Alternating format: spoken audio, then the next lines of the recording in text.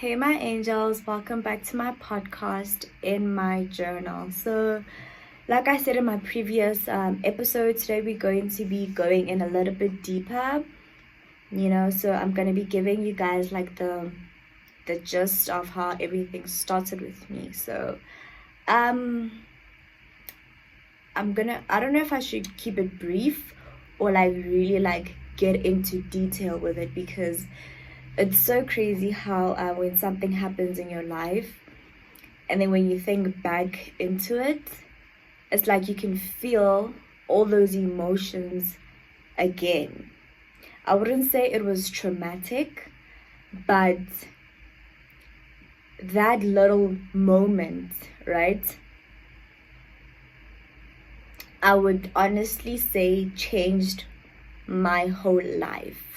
From that moment when I was in grade 6 or 7 or 4, I can't remember, that day when this incident that I'm going to tell you guys about now happened, changed my life.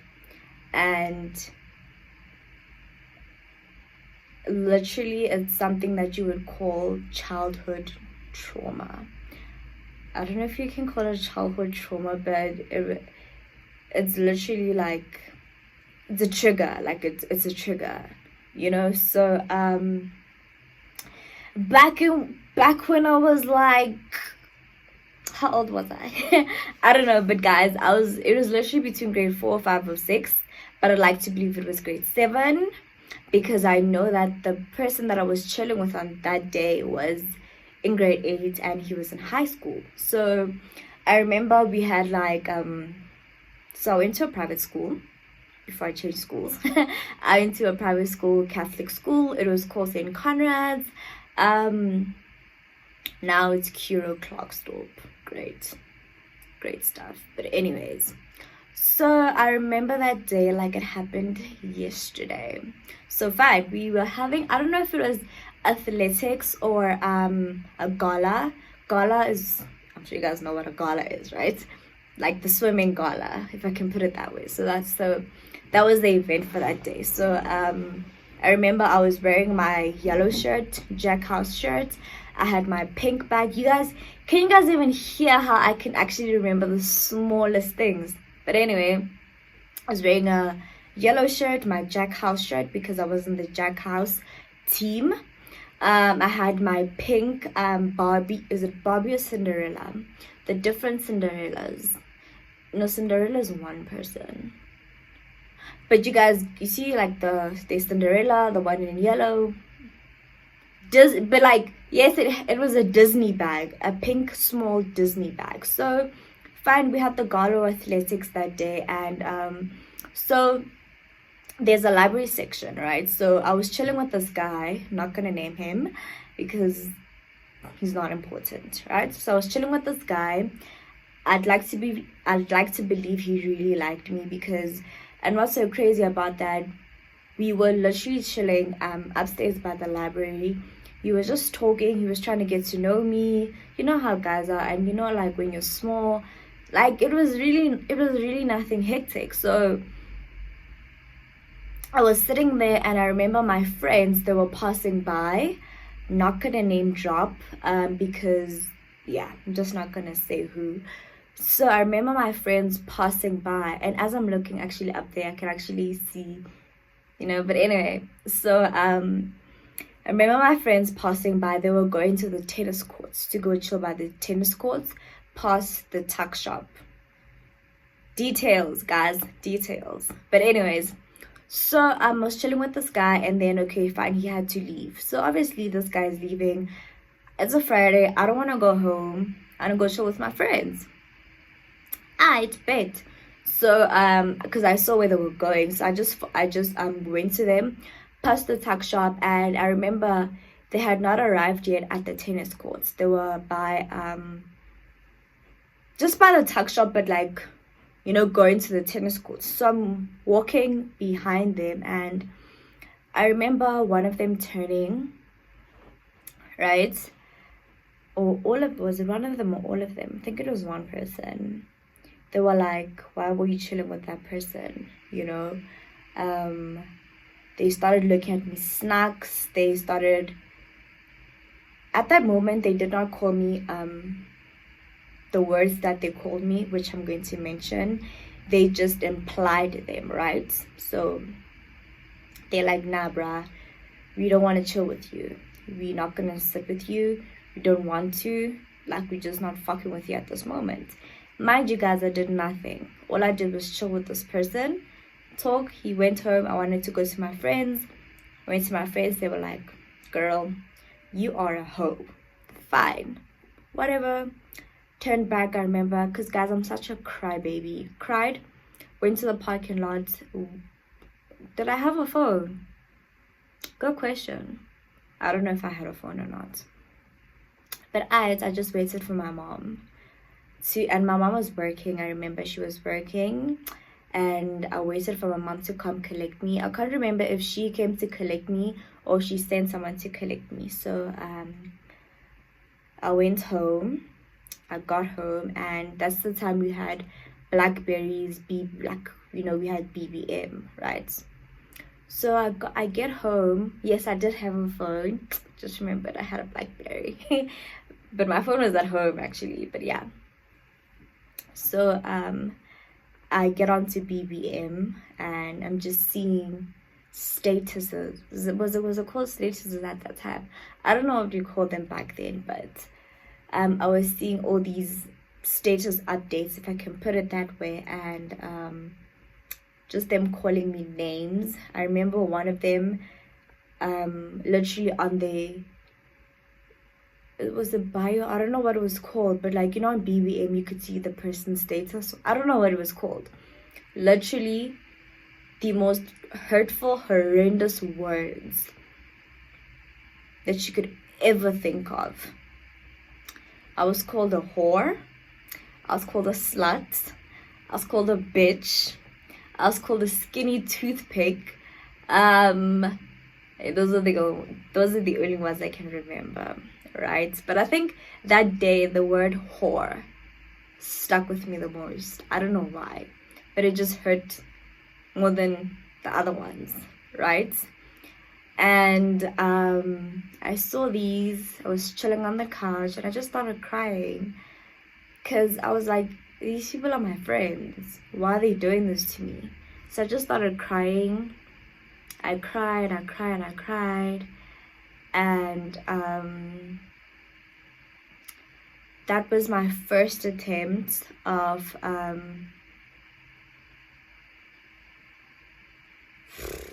can I put this?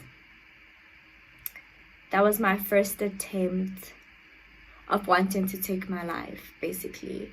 I drank pills. I drank Maybelline pills. I drank all of them. Literally texted my mom on WhatsApp and I said, I love you. And I went to bed. Obviously, in my head, me thinking, I'm not going to wake up. But here I am, here shooting the podcast. But anyways. So yeah. I went to my bed and I slept.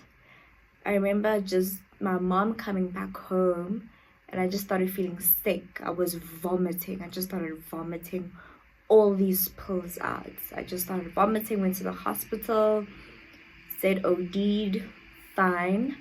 Obviously at that point, like, my mom I don't think she was aware, and honestly, it doesn't bother me that she was not aware, to be quite honest with you, because it was just like teenage stuff, like teenage drama,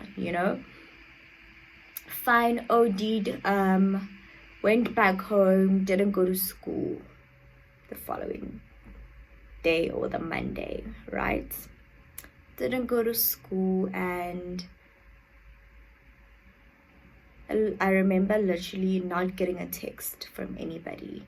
Nobody asked me why I was absent. Nobody asked me what was wrong. Just radio silence. Fine. The day I went back to school, normally I'd get to school very early because my mom would go to work very early. I'd just chill in the parking lot, wait for my friends, right? I really still did consider them as my friends, you know. Fine. And they were like, hey, why weren't you at school on this day? And I said, no, I was at the hospital. That's all I said. Not a care in the world, not what was wrong, nothing. Literally none of that. You get what I'm saying? And the same day, I don't know how I came across this. I don't know, maybe if I was snooping, but I remember, I don't know if somebody had posted it like on their BBM thing or what, or it was a conversation. But I know for a fact that I was not supposed to see it, but I saw it. And so there was a time, okay, this is a whole different scenario. So there was a time that my aunt and I, we went to what is it, water something in Free State, Free State. We went to some water park, Vaville Park, I think that's what it's called. We went there. So obviously I'm thinking I'm cute, I'm thinking I'm this bad girl. So remember, I was in like my little, it was like a bikini thing. Like, it wasn't like how the bikinis are because I was a child. So it was just straight and it had straps and I was wearing shorts. So I took a picture and I posted it on my WhatsApp. It was my profile picture. And I came across a conversation where they said, oh my gosh, she's so skinny, she thinks she's so sexy, and she's so ugly. Look at her hair, look at her nose, look at her teeth, right? And that hurts. That hurts. That really, like, that hurts, right? So it's like all of these little things that you would consider little, all these things that you would consider little, they do build up, and at some point you reach your breaking point, right? And this did lead me this did lead to me starting to self-harm, because that's how bad I just wanted to be, like, you know. So started cutting. I know some people burn themselves. That's the only ones that I know of, you know. And it's quite a lot, you know. The minute you start, it is so hard to stop, because it's like you get it's very, I don't want to say addictive, but it's very addictive. So the minute I started, it was so hard for me to stop. You know, I did that for a good 2 years. A good 2 years I did that. Obviously, like, guys, nothing happened. I mean, I'm still here shooting the podcast. You know, I did that for a good 2 years, thank God. You know, and then obviously, because I had just so much going on in my life. Oof, now we're about to go in deep, okay? Because there was so much going on in my life. I was not performing well in school. Nothing was going right. So I remember, I've never said this to anybody. I've only told the people where I work. I've only told, well, obviously my mom knows, well, my family knows, and my partner, right? So because I was going through so much, I ended up failing grade 9. Yeah. I ended up failing grade 9. Now it's not a big deal, but back then it was. So I changed schools, ended up going to a public school, right? So in me changing and going to a public school, people at my old school would still message me like, hey, where you attending school? Hey, we're hearing that you're attending school. Goody blessing. I don't know how to translate that. Hey, we heard that you failed grade 9, and obviously I'd be like, no, I didn't fail grade 9. I was very in denial. I did say like, no, I did not fail. They're like, yeah, you failed. I'm like, whatever, bro, I believe whatever you want to believe. For a good year, I lied to everybody that was asking me questions about my personal life, because I just felt like it's too much. And still at that, I was still self-harming, because every day it's either I would get a phone call, a text, or phone call, text, from someone asking me about, hey, did you fail? Hey, we heard this is where you're attending school. Hey, da da da da da. And I would not disclose any information about myself, because that was me protecting myself. And at that point, I just knew that the only person that can take myself out of that can take myself out of certain situations is me. It's literally me. It was literally me against the world. It was literally me against everybody. And at the end of the day, I took myself out of that deep hole. Since grade 9 till around about last year, I think a good 10 years, I did not self-harm. I did not do anything crazy. I think I'm gonna end it there. We'll get into how I relapsed, maybe in a couple of episodes coming up. But I just wanted to give you guys like a picture of my childhood. I was bullied. I got into fights. I always had to defend myself, because I never had anybody to defend me, especially in my absence, because I would know that every time I would be absent at school, my friends would always talk about me. And I remember there was a time I asked them, why do you guys always do this? I remember my friend answered, because we're just so used to it. Like, it just comes naturally. I was like, whoa. It was like very surprising. And that's like a picture of, obviously not my childhood, but like, let's say primary school and grade 8 and 9. Yeah, let me put it like that. So I just wanted to give you guys a picture and an understanding, and so that when when the episodes go by, you're not lost and confused about what I'm talking about. So yeah, does it hurt me now?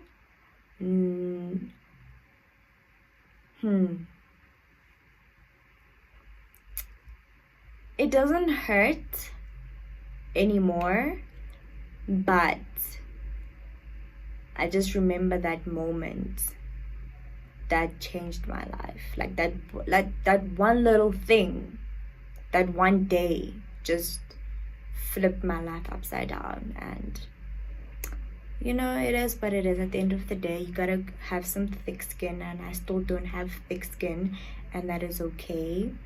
Like I said, I was bullied, picked on, got into fights, got suspended, expelled from hostel, just a whole lot of things, because I felt like nothing was going right, but we'll get into the details of other things as the podcast goes on. But yeah, like I say, enough been saying this. I just wanted to give you guys a little picture of my, how everything started. And and also, it's crazy. What I always say is that I know a lot of these people are not aware of how they hurt me, because as people, we experience things differently. To them, that day might have been the best day of my life, but they don't know what they did to me that day and how everything trickled down. And honestly speaking, at my big age, I have not spoken to any of my friends, any of them, about that day, because I don't know how to go about the conversation. I still don't know. I've thought about it, but it's just like, I get it. We were kids. We were kids, but to me as a kid, it did a lot of damage at the end of the day, you know. But yeah, so that's my life story. We'll get into other details of how I relapsed, but honestly guys, after grade 9 I went on a good 10 years of being grand. You know, I'm still grand now, but like, you know, things happen, life happens, things change. But anyways, so yeah guys, that is the end of this episode of In My Journal, and I'll catch you guys on the next episode. Bye for now.